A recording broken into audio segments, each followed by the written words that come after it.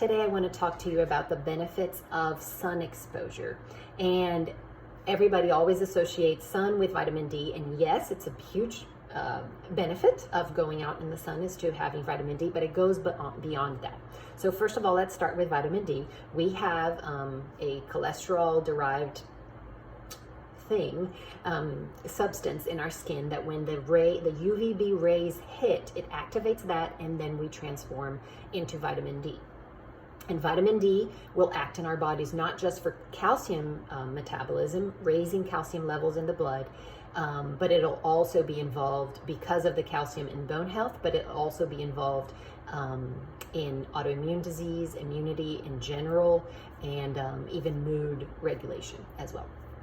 So yes, vitamin D is one of the effects of the sun. But the next thing that I would like to talk to you about the sun is the regulation of your circadian rhythm. So we are night and day beings. We are all the rhythms in our body are regulated by light and darkness. And it's not just the cortisol, but many other hormones are based on a light day cycle. So yes, cortisol is the hormone that wakes you up, and ideally, it is secreted more in the morning to give you that energy to start your day. And if you expose your eyes and your skin because we have light receptors in the retina, in the eyes, and we have light receptors in the skin. And so exposing yourself to sunlight in the first hours of the morning is great because it will tell your body it's day, let's start going. So let's start secreting bile to digest fats. Let's start doing more and producing more hydrochloric acid to digest proteins in your stomach or digest your food in general. Let's start secreting more insulin. So you are more insulin sensitive during the hours of the day that is light. So that's when you should be eating more of your carbs during the day, when it's light outside.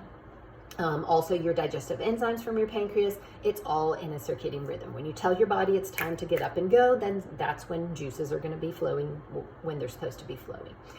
Also, DHEA, which is a hormone that gives you energy, it's neuroprotector, and it has other functions in your body, is also regulated by a light-dark cycle, and it is more secreted in the morning.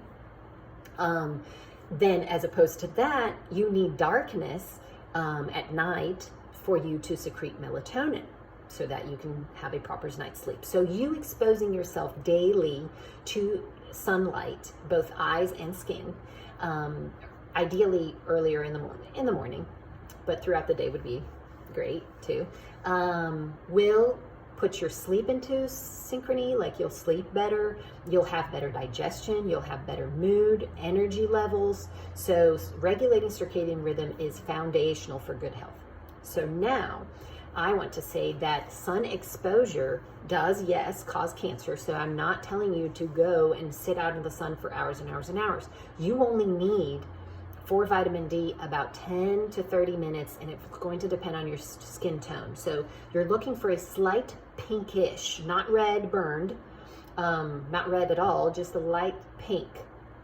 And that's when you know that you have activated enough to form vitamin D. So if you're very fair skin, 10 minutes without sunscreen because you need those UVB rays, and then you can go ahead and put your sunscreen and go throughout your day. So yes, sun damage is a thing.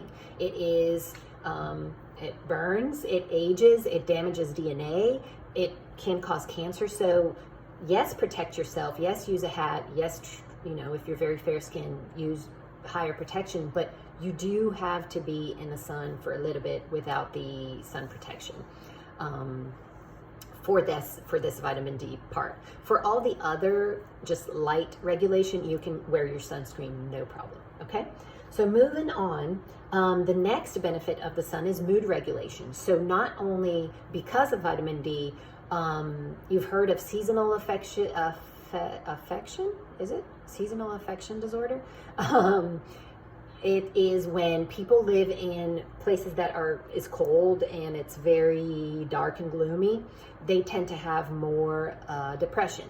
And so this is because the sun makes our brain produce serotonin, which is a hormone that makes us feel good. So depressed people tend to want to be in a dark room, and that will only further their problem. They have to force themselves at least near a window so that they can get some sunlight in. To have that happiness. If you live in a place that you cannot get sun in certain parts of the year because of the winter, then you can use light therapy. And these work very well, not for vitamin D, but it works for the emotional side of things, the mood and the circadian regulation as well. And there is one product called Joovv, but there are certainly other ones that you can find on Amazon that will have the correct spectrum of light to trigger those things. The last thing, and it's probably the least known benefit of the sun, is that we have receptors that when sunlight hits, it triggers nitric oxide release in our blood vessels. And nitric oxide, besides being a potent antioxidant, it's also a molecule that makes your vessels expand. And when it does that, it helps lower blood pressure. So lowering blood pressure, making you feel happier, giving you strong bones, helping with your immunity. Even the vitamin C levels and sun exposure have been studied already with COVID people, and they have seen that it has a positive effect. So if you were not very fond of the sun, I hope that this video at least stimulated you to try to stay at least 10 minutes out in the sun every day.